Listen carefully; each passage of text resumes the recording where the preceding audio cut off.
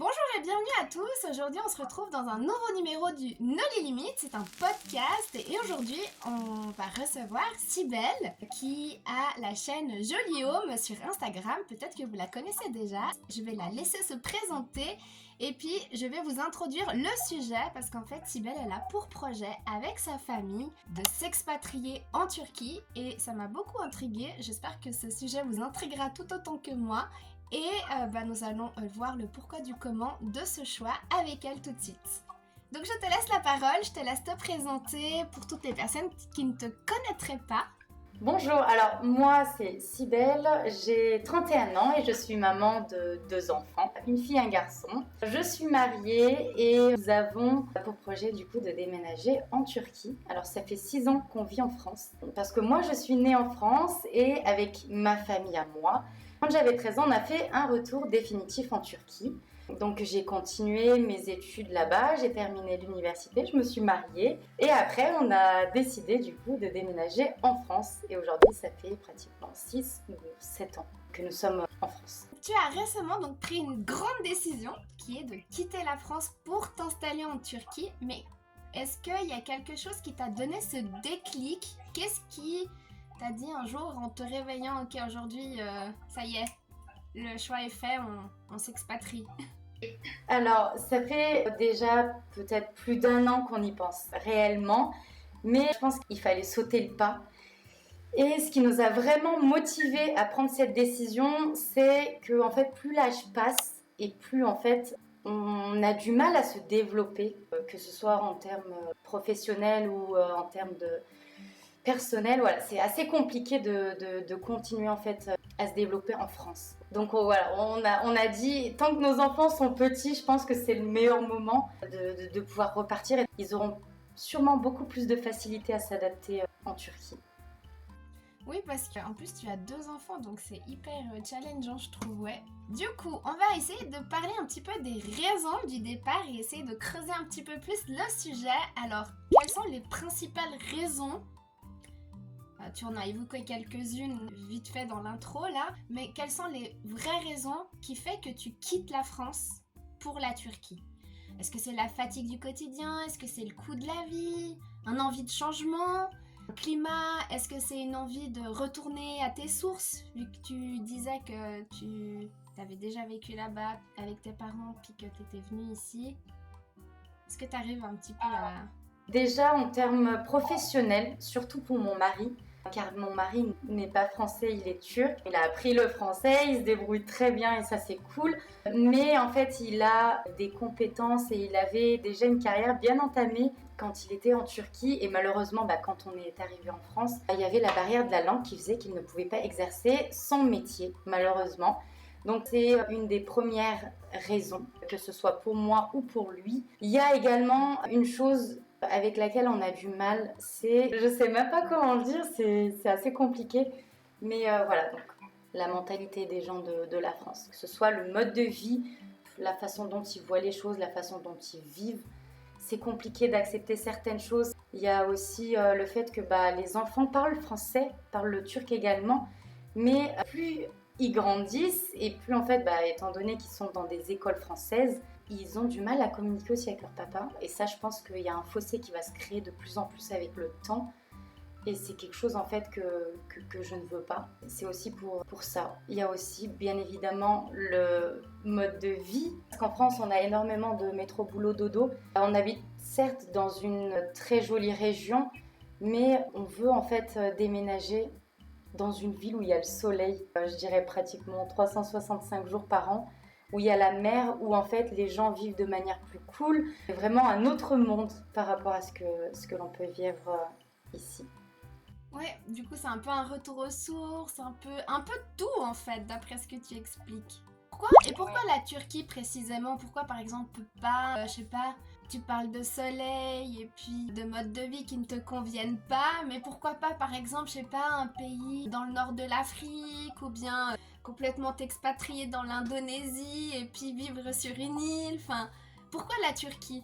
Pourquoi la Turquie? Déjà nos familles sont là-bas, donc après c'est peut-être certes un gros projet, mais en fait on essaie de faire en sorte que l'on ne sorte pas en fait de notre zone de confort. c'est un endroit que l'on connaît déjà, même si la Turquie évolue très très rapidement et qu'en fait, avec ces 6 dernières années, à chaque fois qu'on part en vacances en Turquie, on se dit punaise, mais on est en retard sur énormément de choses. On connaît déjà un petit peu le mode de vie, donc ça nous met un petit peu en sécurité par rapport à ça. On avait déjà des carrières entamées en Turquie aussi, donc ça c'est une sécurité aussi au niveau de l'emploi. C'est vraiment aussi une façon pour nous de nous rapprocher de notre famille. Et comme tu le dis en fait, ce retour aux sources en fait, je pense qu'on a aussi besoin de ça au fond de nous. Ouais, ouais. Bon, après, pour mettre un petit peu un contexte et puis un peu plus de concret dans ce que tu dis pour que les gens puissent bien comprendre de quoi on parle, en fait, en Turquie, faut savoir qu'il n'y a pas d'horaire. Tout est ouvert, H24, 7 jours sur 7. Il y a énormément de possibilités. Et puis, concernant la vie professionnelle et la vie personnelle, l'équilibre entre les deux, en fait, elle se fait relativement plus facilement qu'en France, parce qu'en France, comme elle disait Cybèle, c'est un peu métro, boulot, dodo, pour l'avoir fait aussi, pour avoir vécu en France, vous le savez maintenant. Hein. Et c'est vrai qu'en Turquie, quand on y va, même quand on y va en tant que vacancière, alors oui, on n'a pas de rythme, mais on se rend bien compte, parce que moi, j'ai aussi de la famille là-bas. Et comme Cybèle, je me rends bien compte que ils ont clairement pas un mode de vie. Métro, boulot, dodo, ils arrivent à avoir une vie sociale. Et puis, il y a aussi, je pense, toute une culture tout autour de ça, du social, qu'on ne retrouve pas forcément non plus en France, en fait. Je suis d'accord avec toi, à 100%. Et je pense que c'est aussi ça qui nous manque, en fait. Parce qu'on a toujours vécu comme ça de manière, je dirais, extra-sociale. Parce qu'en France, en fait, il n'y a absolument pas ça. Rien que le fait, après, ça dépend des villes dans lesquelles on peut vivre. Mais rien que le fait de sortir à 22, 23 heures, se poser dans un café, prendre un petit thé. Moi, depuis que je suis en France, j'ai l'impression que ça, c'est du luxe en fait. Alors que pas du tout, parce que les gens là-bas vivent comme ça. Je pense qu'on a besoin de ça aussi, parce que là, depuis qu'on est en France, on se sent aussi un petit peu emprisonné en fait de ce mode de vie dans lequel en fait, on va au travail, on rentre du travail, on va chercher les enfants, on mange, et il n'y a pas de vie plus sociale que ça. Enfin, il n'y a pas de vie après. À 20h, tous les magasins sont fermés. Il suffit de ne pas avoir acheté de lait, et on n'aura pas de lait jusqu'au lendemain, et c'est comme ça. Alors que en Turquie, il y a plein d'autres choses qui sont, je trouve, beaucoup plus avancées. Après, moi, je vis dans un petit village, donc il y a aussi ça qui joue énormément sur le mode de vie. Mais rien que le fait de passer commande à minuit, tu peux être sûr que 15-20 minutes plus tard, tu as ta commande qui vient, qui frappe à la porte. Et en fait, ta commande arrive à la maison. T'as faim à 2h du matin, tu peux manger en fait dans un resto à 2h du matin. Ça, je pense que c'est un mode de vie vraiment qui manque énormément à la France et qui nous manque à nous aussi, parce qu'on a l'habitude de vivre comme ça. Ouais. Moi, c'est souvent que j'entends ce genre de témoignages en mode en Turquie, il y a le voisinage, il y a cette proximité aussi qui se crée même avec son voisin qu'on n'a pas forcément en France. Moi, donc ma grand-mère et ma maman étaient expatriées aussi, donc ils avaient vécu toute leur jeunesse en Turquie, puis ils étaient expatriés mariés, et elle me disait tout le temps, en fait, comme toi, tu peux même pas aller frapper la porte du voisin parce que peur de déranger. Enfin, il y a tout un code social qu'il y a en France qui n'est pas similaire ou pas du tout comparable en Turquie. En Turquie, tu peux aller frapper à la porte de ton voisin même à 23h, c'est ok, tu peux même... on va même te dire « Ah, t'es là, viens, on va boire le thé ensemble !» Enfin, c'est quelque chose, je pense que ça peut être lunaire quand on l'explique comme ça pour les Européens ou ceux qui ont tout le temps vécu en France ou pour moi en Suisse, tu vois, c'est assez similaire. Ils ont ce souci de « je vais déranger l'autre » qu'il n'y a pas en Turquie, c'est vrai. Ouais. Et est-ce que tu n'as pas peur de la différence de niveau de vie, on va parler un petit peu plus pécunier, entre la France et la Turquie? Alors, le niveau de vie par rapport à l'argent, je suppose. Hein. On va parler sous, oui, t'as raison. Alors, je pense que c'est la partie la plus importante parce que, aller vivre dans un autre pays, c'est une chose, mais être à l'aise financièrement, quand on y vit, c'est autre chose. Alors, il faut savoir que ça dépend aussi de la ville dans laquelle on vit. Mais en globalité, je dirais, en Turquie, le niveau de vie ou parlons un petit peu de comment les Turcs vivent en général. Les Turcs vivent avec des cartes de crédit. Ça, c'est une réalité et c'est malheureux.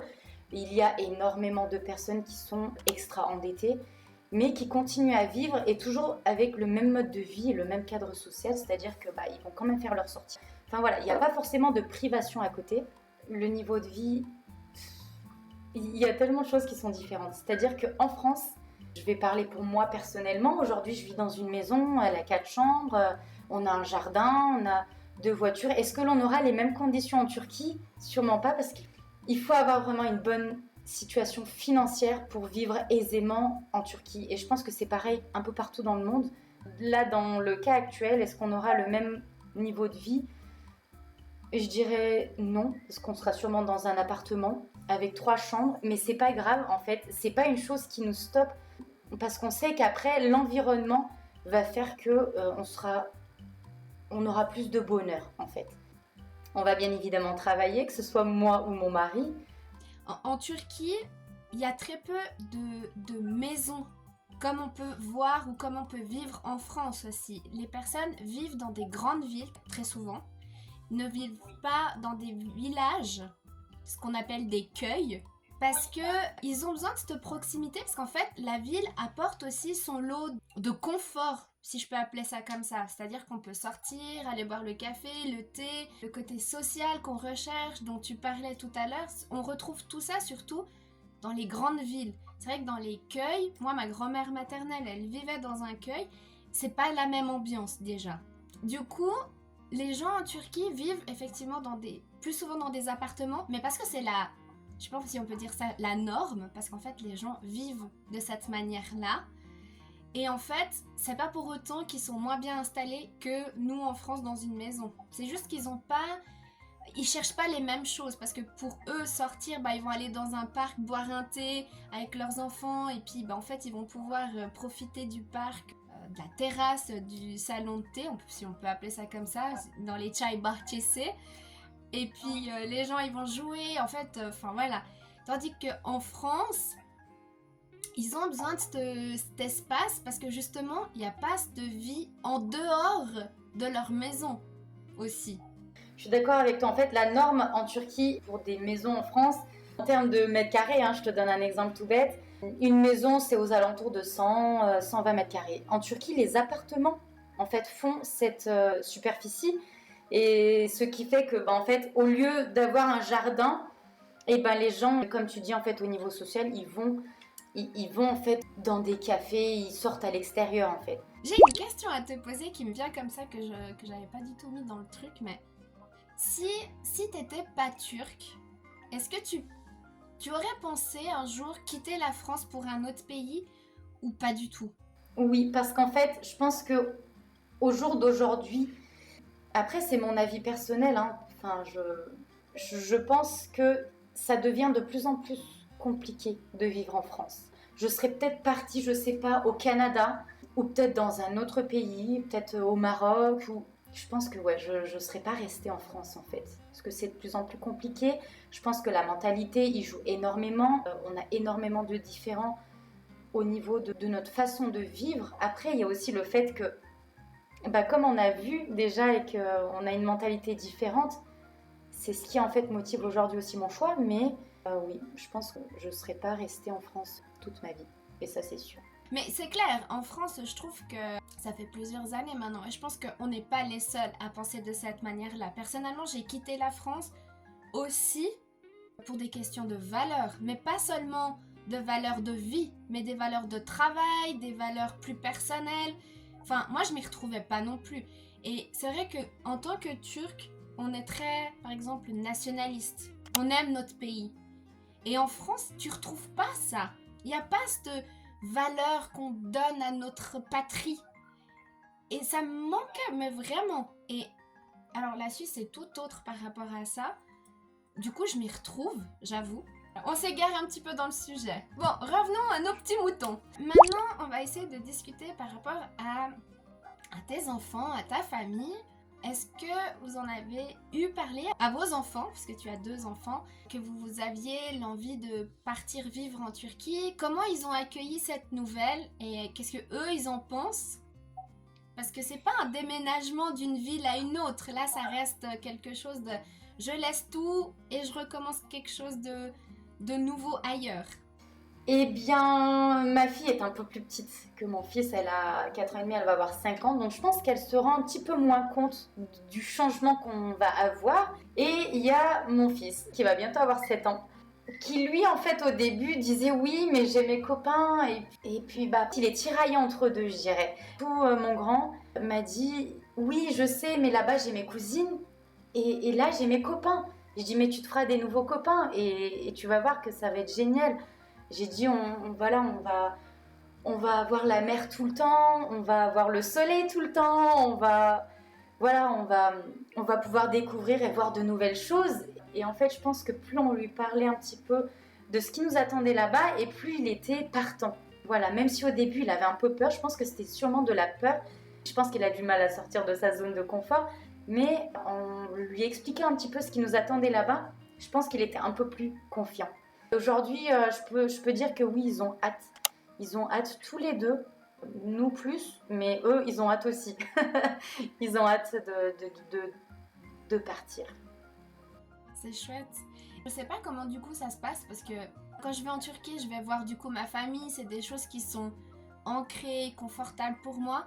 Mais je me suis jamais posé la question de si je devais m'expatrier, à quoi je devais réfléchir pour l'école. Est-ce que tu dois anticiper ça? Comment ça se passe pour eux? Qu'est-ce que tu dois mettre en place pour qu'ils puissent s'adapter sur place quand vous y serez? Est-ce que tu connais un petit peu toute cette procédure ou pas du tout? Au niveau de l'école, alors il y a énormément d'écoles privées qui coûtent extrêmement cher en Turquie. Les écoles privées, c'est pas comme en France, vraiment. Il faut donner un bras pour scolariser un enfant et le deuxième pour scolariser le deuxième enfant. Donc les écoles privées, est-ce que dans l'immédiat, quand on va déménager, ce sera possible? Je dirais non, parce qu'on n'aura sûrement pas les moyens financiers de pouvoir les mettre dans des écoles privées. Mais ils iront dans des écoles publiques et il y a de très très bonnes écoles publiques. Ça dépend des villes dans lesquelles on va. Mais est-ce que j'ai fait mes recherches pour le moment? Non. Je sais tout simplement qu'ils seront dans une école publique. Et après, pour qu'ils puissent se sentir à l'aise quand on partira, on a beaucoup parlé de ça avec mon mari. Et on s'est dit que peut-être le mieux, ce serait déjà de leur préparer en fait leur chambre, de meubler la maison et de la préparer en fait pour que quand on y aille, ils puissent se dire voilà, ici c'est ma chambre, j'ai mon espace et ils auront juste en fait à s'adapter au système scolaire. Je pense que c'est quelque chose qui facilitera leur adaptation et le changement, enfin pour qu'ils puissent accepter le changement. Mais il y a aussi le fait que dans la vie, tout ne peut pas être fait par rapport à ce qu'on veut et ce qu'on aura programmé. Est-ce qu'on va pouvoir y arriver? On ne sait pas. On attend déjà de vendre notre maison ici pour pouvoir en racheter une là-bas.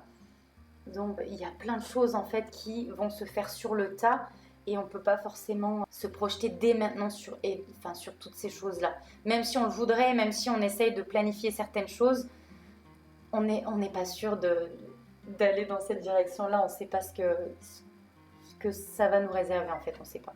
Il y a son lot de surprises, c'est tout à fait normal. Puis on peut dire aussi qu'en Turquie, alors oui, c'est un pays qui est considéré encore en développement, mais en France, c'est vrai qu'il n'y a pas beaucoup d'écoles, par exemple, internationales, avec des diplômes qui est reconnu, c'est-à-dire que si tu fais ton cursus scolaire en France, tu dois trouver tout le temps des adaptations ou des équivalences dans les pays dans lesquels tu peux t'expatrier, ce qui n'est pas le cas en Turquie, il faut dire.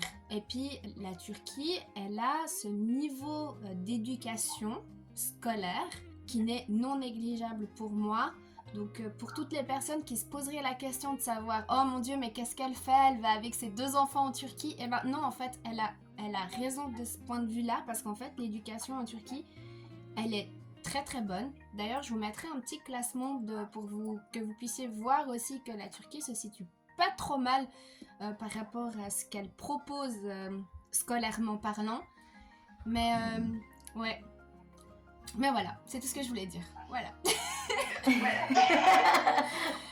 Selon toi, est-ce que tu penses qu'en allant en Turquie, en t'expatriant en Turquie, tu vas pouvoir offrir une meilleure qualité de vie à ta famille, à ton mari, à toi, à tes enfants, quels seraient les vrais changements? À quoi tu t'attends? Ah, moi, je dis clairement oui, parce que après, ça dépend de ce que l'on recherche aussi. Nous, on veut plus forcément cette tranquillité avec nos week-ends à la maison. Enfin, c'est plus ce qu'on recherche dans la vie, c'est plus ce que l'on attend en fait de la vie. Là, on est à un moment de notre vie où on a besoin d'évoluer. Et en fait, la France, en fait, clairement, ne nous permet pas ça. On ne peut pas évoluer, que ce soit au travail ou que ce soit dans notre vie personnelle. Il y a toujours, en fait, plein de choses qui nous empêchent ça. Oui, oui, la qualité de vie, c'est sûr.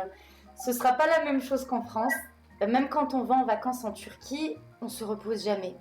C'est fou. C'est pas parce qu'on est en vacances, mais c'est parce qu'en fait, la vie là-bas, elle coule à une allure. C'est juste impressionnant. On ne sait pas comment passent les journées, on ne sait pas comment passent les heures. En fait, les gens sont toujours actifs. Et ici, depuis qu'on est en France, on a un mode de vie. J'ai l'impression, et quand mes sœurs me voient ou quand je vais en Turquie et que elles, je les vois encore en train de boire du thé, du café à 11h, 23h ou minuit le soir, je dis mais vous n'êtes pas fatiguée? Elle me dit mais non, mais on va encore être là jusque 2h du mat peut-être. Et moi, je me sens comme une mamie à côté d'elle, vraiment parce que j'ai totalement perdu ce rythme de vie qui fait qu'en fait les gens, j'ai l'impression en fait ils vivent presque la nuit. Après c'est parce que c'est l'été, c'est parce que c'est les vacances, oui, mais eux travaillent aussi à côté. C'est moi qui suis en vacances, pas elles. Donc après au niveau de la qualité de vie, oui, oui, ça j'ai aucun doute. J'ai aucun doute parce que nous, ce qu'on recherche maintenant, c'est vraiment avoir cette vie sociale. Et je pense qu'avec cette vie sociale, on aura bien évidemment un niveau de vie qui sera plus élevé, même s'il y a des choses qui vont changer. Et après, c'est pas au niveau matériel en fait. Quand je parle du niveau de vie qui va changer, c'est pas forcément le côté matériel avec une plus grande maison, une plus grande voiture. C'est absolument pas ça.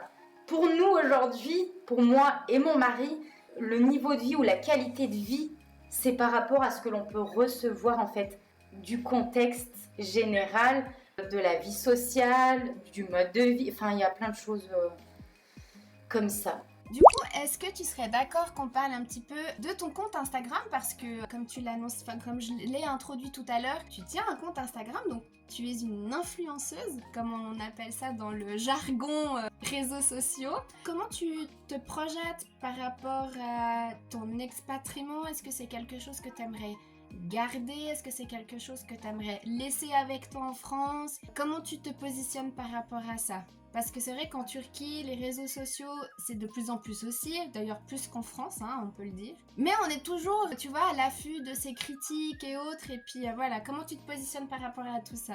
Être créatrice de contenu, c'est pas à la base quand j'ai créé Jolie Home Store, c'était pas mon but de devenir influenceuse ou créatrice de contenu. C'était absolument pas ça. J'avais un autre projet derrière. Finalement, voilà, aujourd'hui je suis créatrice de contenu. Je suis très contente de ma communauté. J'ai une communauté qui est merveilleuse, super bienveillante, donc je suis ravie et j'ai plein de gratitude par rapport à ça.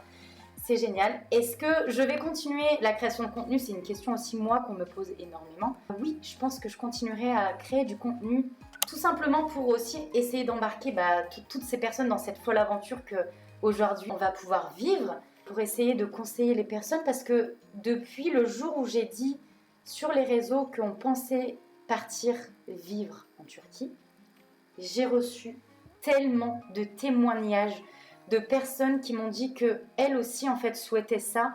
Après, pour X ou Y raison, qu'elles avaient peur ou que les enfants étaient trop grands et qu'ils ne pouvaient pas laisser les enfants. Ou voilà. Donc il y a énormément de personnes qui voudraient partir mais qui ne le peuvent pas, ou qui souhaiteraient le faire mais qui ont peur. Donc on en revient à ta question. Oui, je continuerai à créer du contenu, voilà, pour embarquer toutes ces personnes-là avec moi, pour que je puisse partager cette expérience avec elles. Et s'il faudrait que je donne un conseil aux personnes en fait qui souhaiteraient partir, s'installer ou s'expatrier dans un autre pays, moi je dirais que à un moment donné, il faut laisser les peurs derrière soi.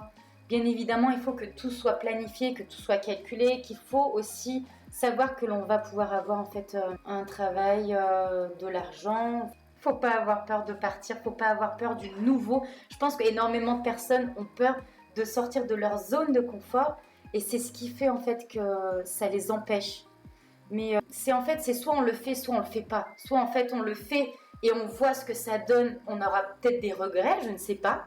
Soit en fait, on n'essaye pas et on aura le regret de se dire tous les jours de notre vie, et si j'aurais pu le faire, et si j'aurais essayé, est-ce que ça aurait fonctionné? Comme aujourd'hui, la création de contenu, parce qu'il y a énormément de personnes qui veulent se lancer, qui ont peur du regard des gens. C'est tout plein de choses, je m'égare dans mes réponses, mais c'est ça. N'ayez pas peur, quoi. Après, être créatrice de contenu, c'est aussi s'exposer. Et s'exposer aussi à la critique. Et puis, je peux comprendre ces personnes qui n'osent pas parce que justement, elles sont... Parce que je pense qu'il faut être fort mentalement quand on lit certaines choses, quand on reçoit des critiques, et puis de se dire, ok, je prends du recul, cette personne... c'est pas constructif ce qu'elle me dit, et je peux comprendre que ça puisse arrêter les personnes en mode ok, moi je suis pas assez forte pour prendre du recul, ou toutes les critiques je vais les prendre personnellement et j'arriverai pas à faire la part des choses. Ça je peux l'entendre. Après c'est vrai que comme toi je dirais il faut se lancer, il faut essayer, mais j'avoue que je sais pas si j'oserais quitter. Bon après je suis pas en France, mais j'avoue que si j'étais en France, peut-être que j'aurais plus aussi la facilité de partir vivre en Turquie, parce que dans les valeurs, dans la façon dont les Français vivent ne me convient pas non plus.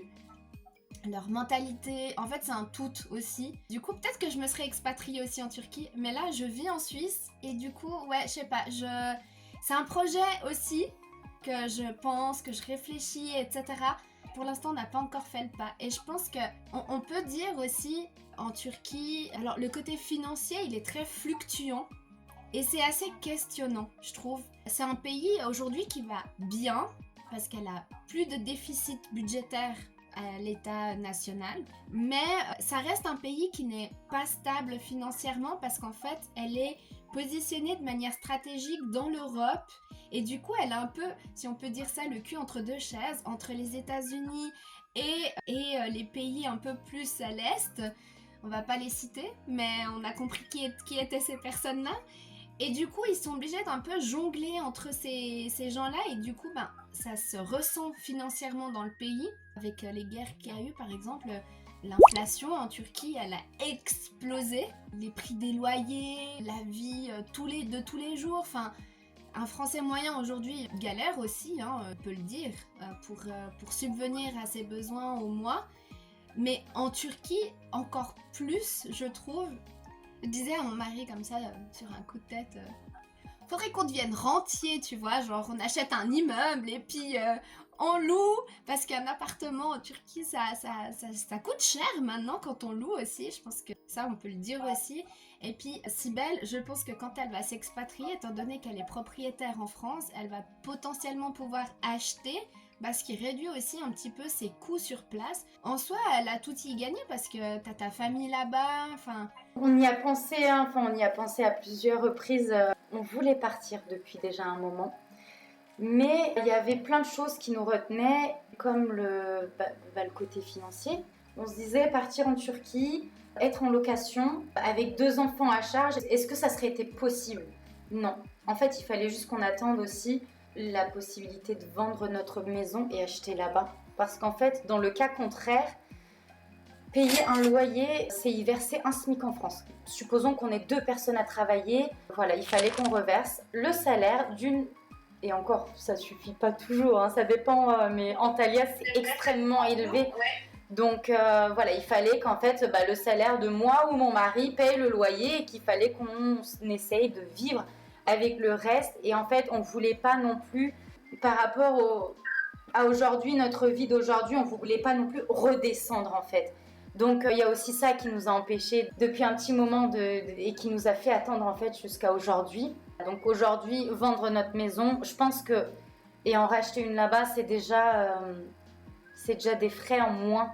Et en fait, après, ce que l'on gagnera nous à côté, ce sera ce qui nous permettra de vivre normalement. Je dirais pas confortablement, parce que pour vivre confortablement en Turquie, ou à Antalya plus précisément, ou que ce soit Istanbul ou Ankara, il faut vraiment, je dirais, gagner bien sa vie. Le mode de vie aujourd'hui que l'on a en France, on va pouvoir l'avoir en Turquie, mais dans la condition qu'on puisse acheter en fait un bien là-bas. parce que sinon ça va être très compliqué. Est-ce que tu penses, ça pourrait être intéressant, je sais pas après ce que t'en penses, mais on pourrait faire aussi une partie pour les personnes qui vivent en Turquie puis qui veulent venir en France, peut-être leur faire un petit mot aussi pour leur dire, bah voilà, en fait, c'est pas parce qu'on vit dans un pays européen qu'on vit mieux ou plus confortablement que chez eux, parce que il y a beaucoup de jeunes en Turquie ou de personnes qui vivent en Turquie. Je parlais de toi parce que on allait faire ce podcast avec une de mes, je sais pas si on peut dire ça, tantes, voilà. Parce que tu sais qu'en Turquie on a plein de cousins, cousines, machin, etc. Donc voilà, la famille est grande. Et du coup elle me dit mais pourquoi elle quitte la France pour venir en Turquie? Enfin nous on aimerait venir en France, tu vois.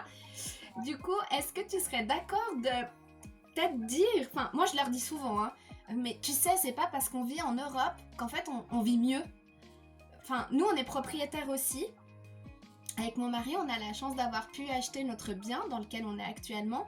Mais ça veut pas dire que je roule sur l'or ou que tous les week-ends je peux me permettre de partir, je sais pas, un week-end en Italie, un week-end à Bali, un week-end ci, un week-end là. Non en fait, non, je compte financièrement, il y a des hauts, il y a des bas. Et puis quand on arrive là-bas, ils nous disent « Ah, mais vous êtes des Européens, vas-y, sors la carte, c'est toi qui paye, tu fais ta tournée, etc. » Et en fait, c'est pas parce que je vis à l'étranger que je gagne plus que toi pour finir.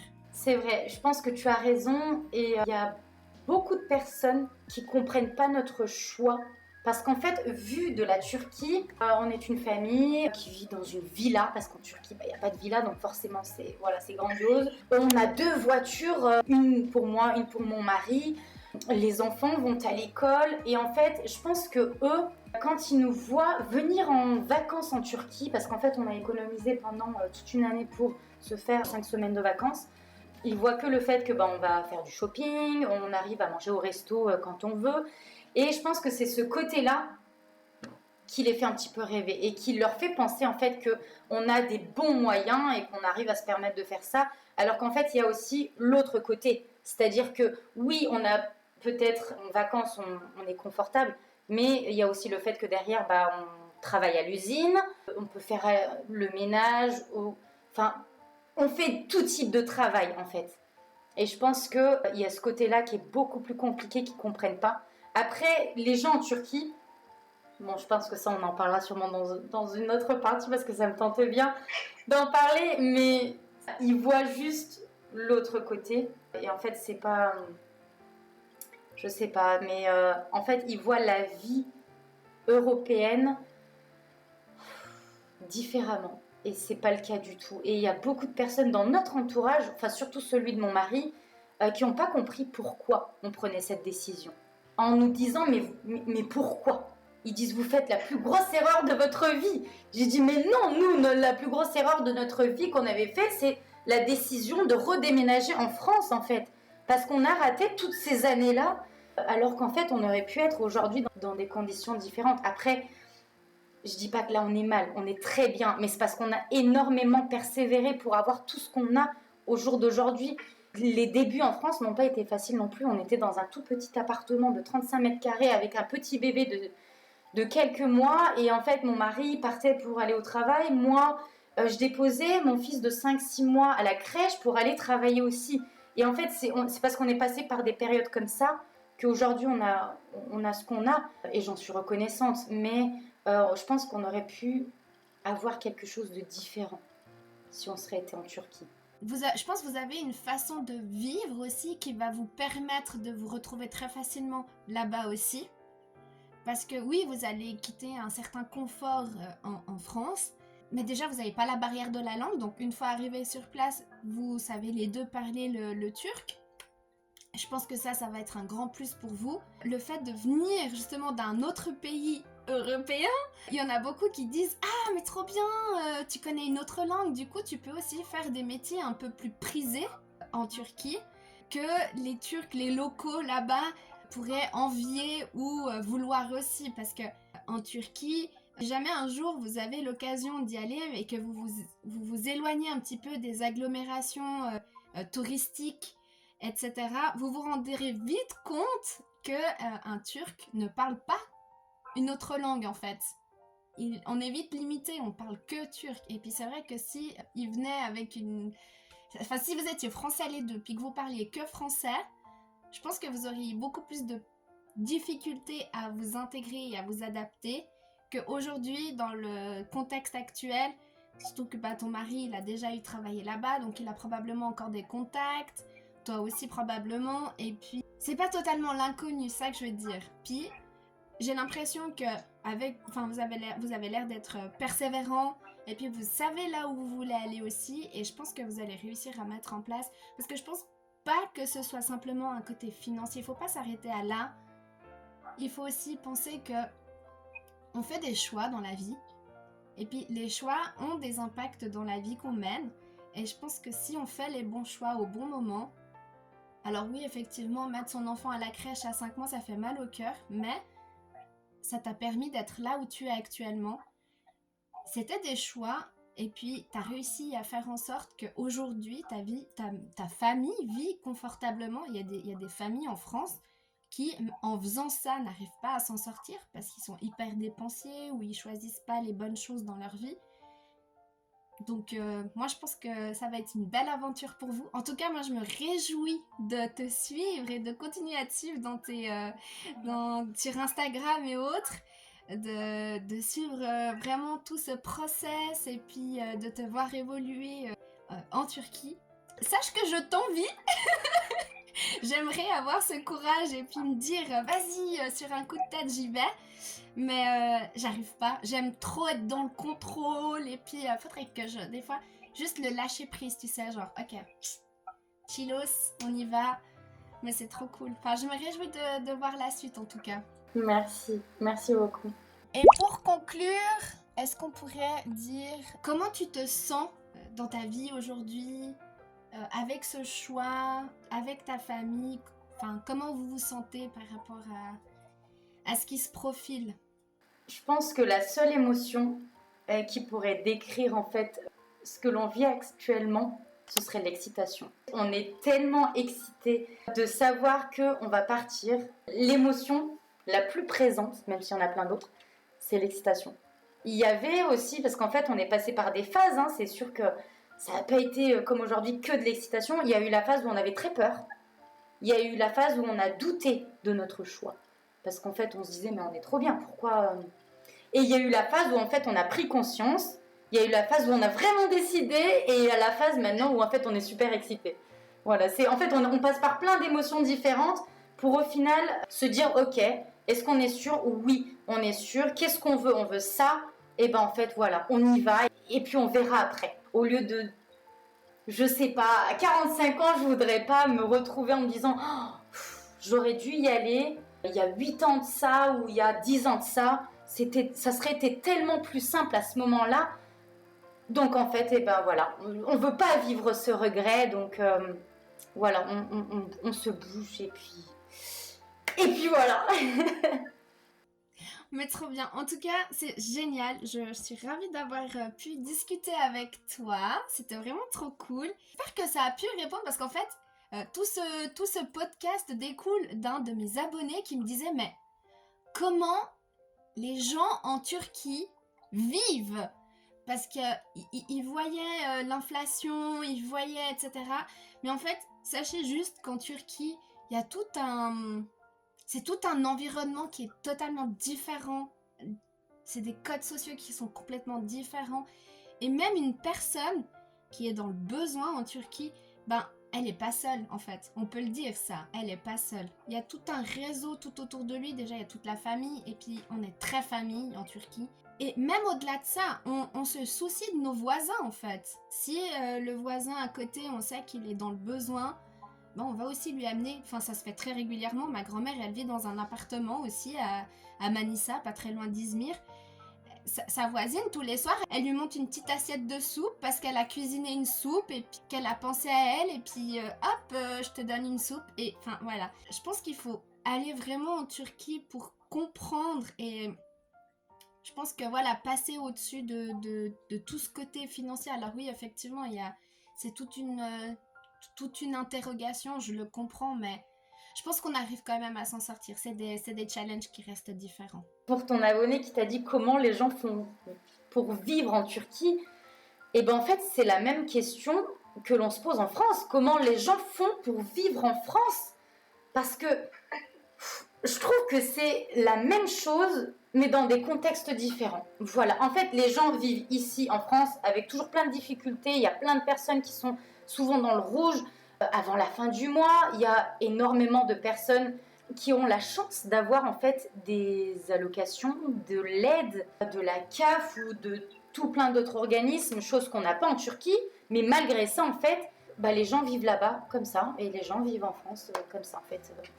C'est le contexte, je pense, qui changeait la façon de voir les choses aussi. Puis les choix de vie aussi, je pense, influencent énormément sur notre qualité de vie aussi. Je suis d'accord avec toi. Parce que si je suis quelqu'un de dépensière à m'acheter la nouvelle chemise qui sort toutes les semaines, et entre écoute, cette semaine, peut-être que je vais pas le prendre, c'est pas du tout le même impact budgétairement parlant. Exactement. Les priorités, etc. En tout cas, merci infiniment pour avoir accepté, d'avoir répondu à toutes mes questions. J'espère que tu as passé un bon moment. C'est toujours plaisant de pouvoir partager ce projet, de parler de ça, d'essayer d'aider les personnes qui souhaiteraient sauter le pas, mais qui ont peur, ou des gens qui se posent des questions. Enfin, en tout cas, j'espère avoir pu répondre à tes questions. En tout cas, je te remercie énormément pour ta proposition. C'était vraiment un plaisir. Voilà, j'aime beaucoup ton énergie et puis j'ai vraiment hâte de voir le résultat de la vidéo et de pouvoir la poster aussi de mon côté. Merci encore infiniment. J'allais justement te dire, est-ce que tu voudrais dire un dernier mot, mais tu l'as fait avant même que je te dise. Du coup, merci beaucoup. Je vais arrêter l'enregistrement là. Et puis, on va pouvoir se dire au revoir hors caméra.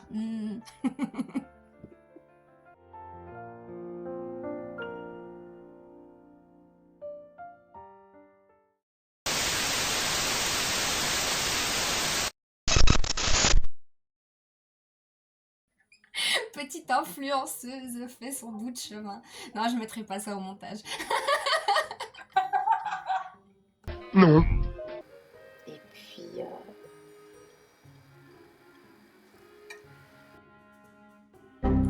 J'ai perdu ta caméra. Voilà, les appels qui viennent. J'aurais dû sûrement mettre mon téléphone en... Bref, c'est pas grave. Voilà, je sais même plus ce que je disais, j'ai oublié, mais... Est-ce que tu penses? Et est-ce que le niveau de vie, il va être... Je sais plus, tu peux me répéter ta question?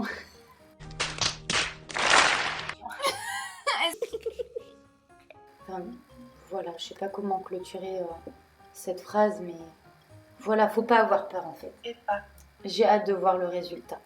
Parce que j'ai l'impression de me répéter parfois certaines questions.